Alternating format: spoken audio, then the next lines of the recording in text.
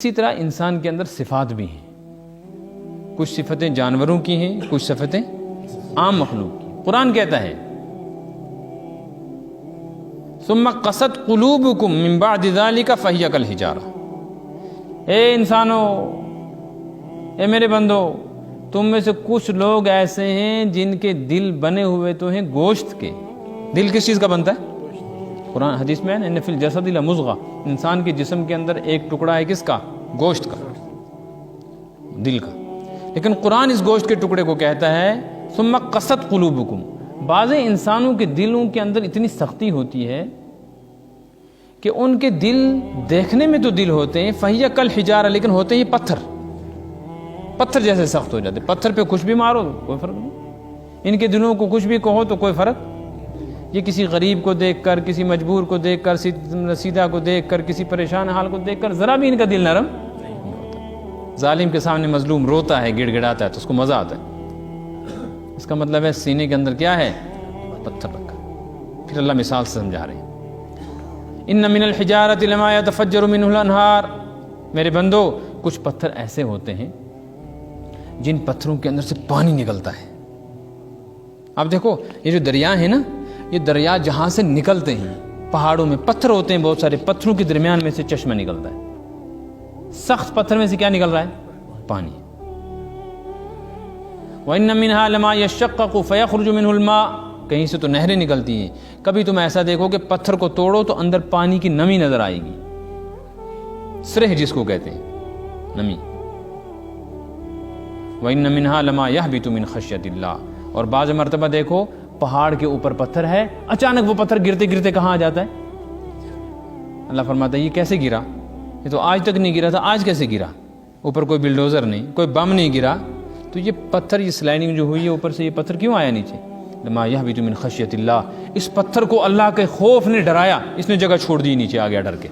بعض مرتبہ انسان کانپتا ہے نا، لرم جس کو کہتے ہیں، کانپتا ہے۔ تو کبھی کبھی پتھر بھی اللہ کے خوف سے ڈرتے ہیں، اور پھر ایسی صورت میں بڑے بڑے پتھر لڑک کر نیچے آ جاتے ہیں۔ یہ پتھروں کے اندر بھی کہیں کہیں یہ نرمی۔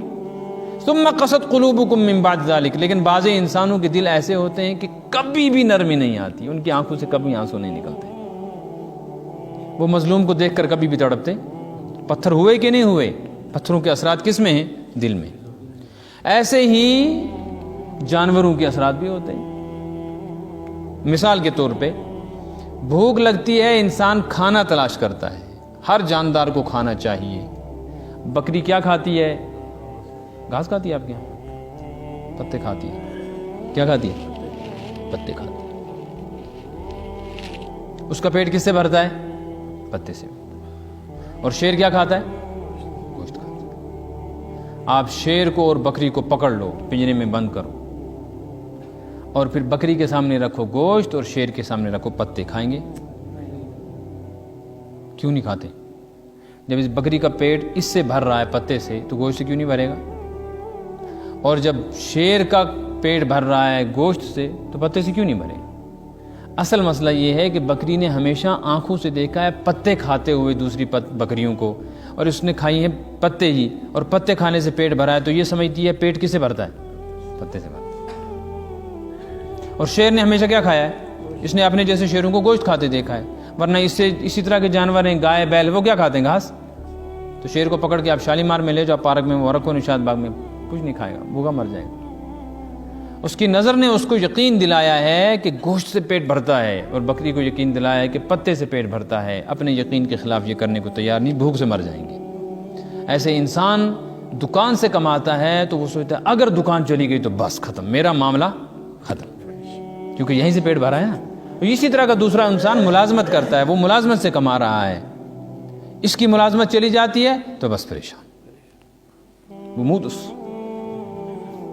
کیوں؟ اس نے دیکھا ہے یہیں سے پیسہ آتا تھا ہر مہینے میرے اکاؤنٹ میں۔ اور باغ والا جو ہے، ملازموں کی تنخواہ بند ہو جائے، باغ والے کو کوئی فکر ہی نہیں۔ دکانداروں کی ساری دکان بند ہو جائے، باغ والوں کو کوئی فکر کیوں؟ اس نے دیکھا ہے ہمیشہ میرے باغ سے جو فصل ہوتی ہے اسی کو منڈی میں بھیج کے پیسہ لاتا ہوں، اس کی نظر کس پہ ہے؟ اگر بارش زیادہ ہو گئی یا نہیں ہوئی تو دکاندار کو کوئی پریشانی نہیں ہے، اور ملازم کو، مگر اس بیچاری کی نیندیں حرام ہے۔ کیوں؟ اس کو پتہ ہے فصل تباہ ہو گئی، میرا پیٹ کسے بھرتا ہے؟ یہی حال بکری کا تھا، یہی حال بلی کا تھا، یہی حال انسان کا ہوا، تو انسان رہا کہ جانور بنا؟ اللہ فرماتا ہے اولئک کالانعام، 9 پارے میں کچھ انسان ایسے ہیں جو دیکھنے میں شکل انسان کی ہے لیکن یہ ہمارے ہاں انسان نہیں ہے، کالانعام، ہمارے ہاں یہ جانور ہیں۔ اچھا، اللہ کا نظام ایسا ہے کہ جیسے ہم کسی نیک انسان کو کہتے ہیں نا یہ ولی خدا، یہ کیا ہے؟ بعض مرتبہ کہتے ہیں یہ زن ملک، فرشتہ، ایسے ہم کہتے ہیں یہ شیطان۔ شیطان جنوں میں سے ہے، یعنی انسان کو کبھی اس کی عادتوں کی وجہ سے آدمی فرشتہ کہتا ہے، کبھی اس کی عادتوں کی وجہ سے شیطان جن کہتے ہیں۔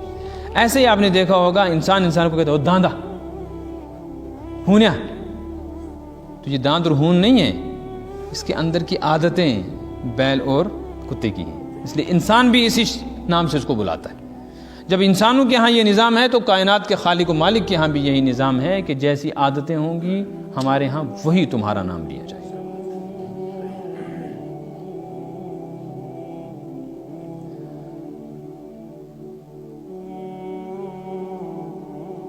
کتا سب سے زیادہ ذلیل جانور سمجھا جاتا ہے، اس کی وجہ یہ ہے کہ وہ اپنے مالک کو پہچانتا، اپنے مالک کو نہیں پہچانتا، اور جو کتا اپنے مالک کو پہچانے لگتا ہے نا اس کی عزت ہوتی ہے۔ آپ دیکھو یہ عام کتے جو سڑکوں پہ پھرتے ہیں نا، ان کو ڈنڈے مارو، پتھر مارو، گاؤں میں کوئی شور ہوتا ہے؟ لیکن اگر کسی انسان کا اپنا پالتو کتا ہو اس کو مار دو تو جنگ ہو جائے گی۔ کیوں؟ وہ بھی کتا، یہ بھی کتا، لیکن یہ اپنے مالک کو پہچانتا ہے نا، اس کے دروازے پہ رہتا ہے اور اس کا کوئی مالک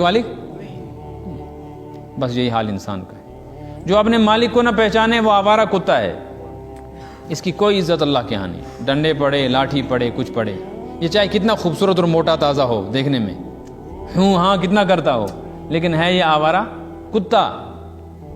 اور جو اپنے مالک کو پہچاننے والا ہے نا، چاہے یہ کمزوری ہو، بد شکلی ہو، یہ قیمتی ہے، اس کے ساتھ کوئی چھیڑ چھاڑ کرے گا تو مالک برداشت نہیں کرے گا۔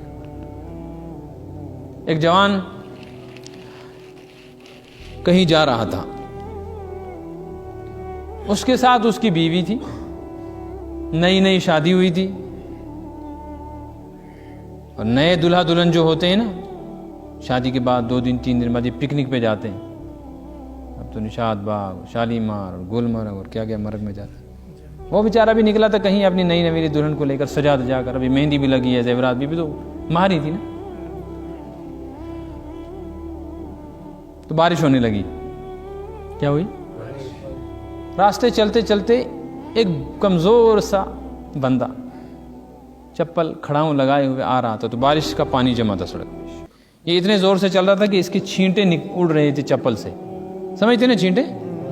تو اس جوڑے کے پاس سے گزرا، بیچارہ اپنی فکر میں تھا، تو اس کے یہ چھینٹے پڑے جا کر اس لڑکی کے کپڑوں کے اوپر، ماہری کے سوٹ پر، اور اس نے کہا میرے کپڑے گندے ہو گئے۔ تو اس کا جو ساتھ میں تھا نا دوست، اس کا شوہر، اس کو بڑا غصہ آیا، اس نے اس کو پکڑ کے ایک تھپڑ مارا، اس کو، اس بیچارے کمزور کو،